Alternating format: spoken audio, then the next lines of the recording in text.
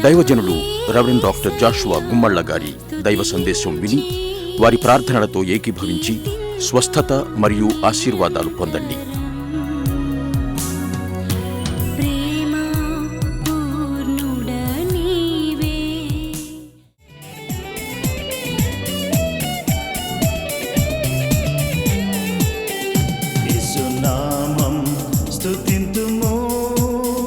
యేసుక్రీస్తే దేవుడు, నిన్న నేడు నిరంతరం మార్పులేని దేవుడు, నిన్న నేడు నిరంతరం మార్పులేని దేవుడు.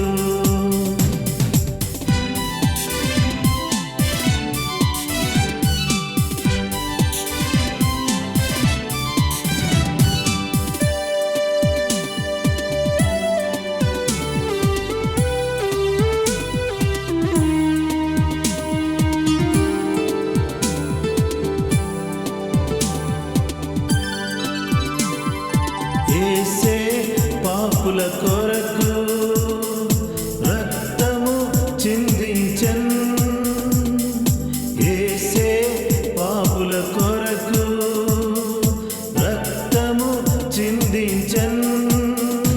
ఆ యేసుని ఆశ్రయించిన నీకెంతో మేలు సుమా, ఆ యేసుని ఆశ్రయించిన నీకెంతో మేలు సుమా.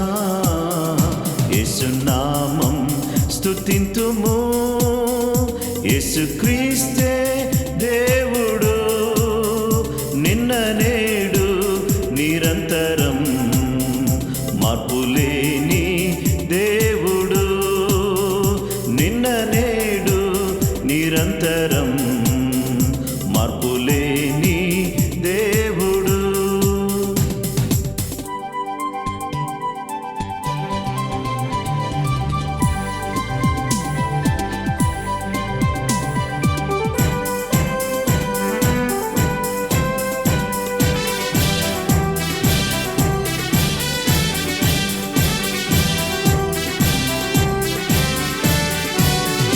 పాపుల రక్షకుడేసు, రోగుల వైద్యుడేసు, పాపుల రక్షకుడేసు, రోగుల వైద్యుడేసు.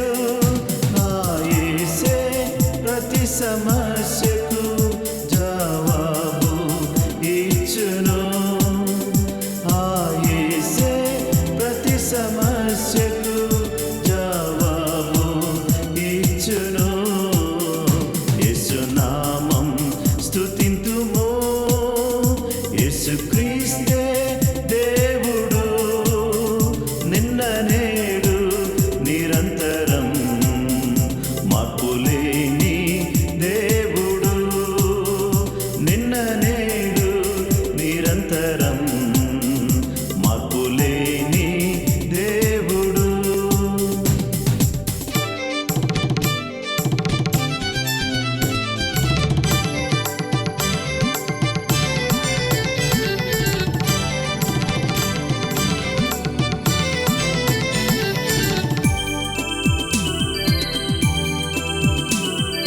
యేసే మోక్ష మార్గం, యేసే నిత్య జీవం, యేసే మోక్ష మార్గం, యేసే నిత్య జీవం. ఆ యేసే ఆశ్చర్యకరుడు, ఆ యేసే రాజుల రాజు, ఆ యేసే ఆశ్చర్యకరుడు, ఆ యేసే రాజుల రాజు. యేసునామం స్తుతింతుము, యేసుక్రీస్తే దేవుడు, నిన్న నేడు నిరంతరం మార్పులేని దేవుడు, నిన్న నేడు నిరంతరం మార్పులేని దేవుడు. ఈ రోజుల్లో మనమందరం కూడా ఒక యాడ్ మనం చూస్తే సర్వరోగ నివారణి జిందా తిలిస్మాత్. అయితే ఈ యొక్క మాట వినప్పుడు ఇదేంటి జిందా తిలిస్మాత్ సర్వరోగ నివారణియా అని చెప్పేసి అని ఆలోచన చేస్తే అది అవునో కాదో మీకు తెలుసు. కాబట్టి ఈ సమయంలో కొన్నిసార్లు కొన్ని స్థలాల్లో మనకు కొన్ని బోర్డులు కనబడతాయి. చెదల నివారణకై సంప్రదించండి, అలాగే బొద్దింకల నివారణ కొరకై సంప్రదించండి అని పక్కనే ఇంకొక పోస్టర్ కనిపిస్తుంది. అలాగే దోమల నివారణకై ఇది వాడండి అని మనం టీవీ పెట్టగానే ఏదో ఒక యాడ్ మనకు కనబడుతుంది.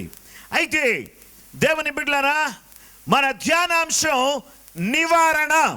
దేవుని వాక్య భాగంలో మనం చూస్తే ప్రియ సహోదరి సహోదరులారా, హెబ్రీ పత్రిక 9వ అధ్యాయం 26వ వచనం, అయితే ఆయన యుగముల సమాప్తి యందు తాను తానే బలిగా అర్పించుకున్నట వలన పాప నివారణము చేయుటకై ప్రత్యక్షపరచబడెను.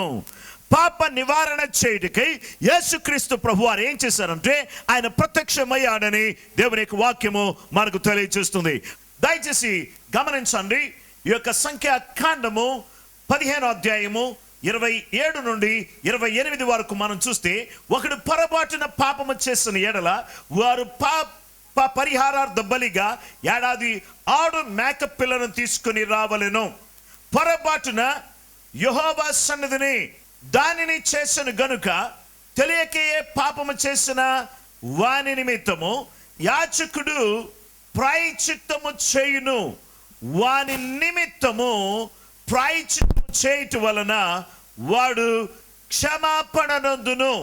దేవుని వాక్యాన్ని మనం చూస్తే ఇక్కడ గమనించండి ప్రియ దేవుని బిడ్డలారా, ఈ యొక్క ప్రాయశ్చిత్తం అనే దాని గురించి మనం చూస్తే ఎవరైనా ఒకవేళ పొరపాటున ఏదైనా పాపం చేస్తే ఒక మేక పిల్లను తీసుకుని రావాలి. ఆ ఆడు మేక పిల్లను తీసుకుని వచ్చి దాన్ని దేవుని సన్నిధిలో పాప పరిహారార్థ బలిగా దాన్ని అర్పించాలి. అప్పుడు ఆ పాప పరిహారార్థ బలిగా దాన్ని అర్పించినప్పుడు యాజకుడు ప్రాయశ్చిత్తము చేయును. వాని నిమిత్తం ప్రాయశ్చిత్తము చేయటం వలన వాడు క్షమాపణ నొందును. ఒక మేకపిల్ల తీసుకోవాలి. ఏదైనా పొరపాటును పాపం చేస్తే ఆ మేకపిల్ల తీసుకుని వెళ్ళి యాజకుడి దగ్గర తీసుకుని వెళ్తే ఆ యాజకుడు ఏం చేస్తాడంటే ఆ మేకపిల్లను మరి వధించిన తర్వాత దాని రక్తాన్ని తీసుకుని అతని నిమిత్తం ప్రాయశ్చిత్తం చేయటం వలన అతనికి ఏం జరుగుతుందంటే వాడు పాప క్షమాపణ నొందును. ఈ యొక్క మేకపిల్ల చేసిన పాపం ఏంటి? ఈ మేక పిల్ల ఎందుకు వధించబడాలి? లేక ఈ గొర్రె పిల్ల ఎందుకు వధించబడాలి? ఈ గొర్రె పిల్ల నిర్దోషమైంది, దానికి ఏ విధమైన పాపం లేదు. కానీ అది మనిషికి బదులుగా అదేమవుతుందంటే అది చనిపోతుందని దేవుని వాక్యం ద్వారా దేవుడు సెలవిస్తున్నాడు. అయితే ప్రియ దేవుని బిడ్డలారా, అయితే ఆయన యుగముల సమాప్తి యందు తన్ను తానే బలిగా అర్పించుకొనుట వలన పాప నివారణ చేయుటకై, పాపమును తొలగించుటకై, పాపమును తీసివేయుటకై యేసుక్రీస్తు ప్రభువారు లోక పాపమును మోసుకొని పోవు దేవుని గొర్రె పిల్లగా ఆయన ఈ లోకమునకు వచ్చి ఉన్నాడు. ఆయన పుట్టినప్పుడు ఆయన గురించి ఈ విధంగా దేవుని వాక్యం చెబుతుంది. మత్తయి సువార్త 1వ అధ్యాయం 21వ వచనం, ఆమె యొక్క కుమారుని కనును తన ప్రజలను వారి పాపముల నుండి ఆయనే రక్షించును గనుక ఆయనకు యేసు అను పేరు పెట్టుదు అనెను. యేసు క్రీస్తు ప్రభువారు ఈ లోకమునకు అడుగు పెట్టినటువంటి ముఖ్యమైన ఉద్దేశం ఏంటంటే పాపమును నివారణ చేయాలి. పాపమును ఏం చేయాలి? నివారణ చేయాలి. కొన్నిసార్లు ట్రాన్స్ఫార్మర్ మీద మనకేం కనిపిస్తుందంటే 2 ఎముకలు తర్వాత ఒక పుర్రె వేసి కనబడతా ఉంటుంది. దాని మీద అపాయము అని రాసి ఉంటుంది, డేంజర్ అని రాసి ఉంటుంది. అయితే ఒకవేళ మనం పాపములో జీవించినట్లయితే ఆ యొక్క ఒకవేళ ట్రాన్స్ఫార్మర్ దగ్గరికి వెళ్ళి ఇది నన్ను ఏం చేస్తుందిలే అని చెప్పేసి దాన్ని పట్టుకుంటే అక్కడ ఆ పుర్రెలు ఆ ఎముకల్లాగా నువ్వు మాడి మసైపోతావు అని అర్థం. అయితే దేవుని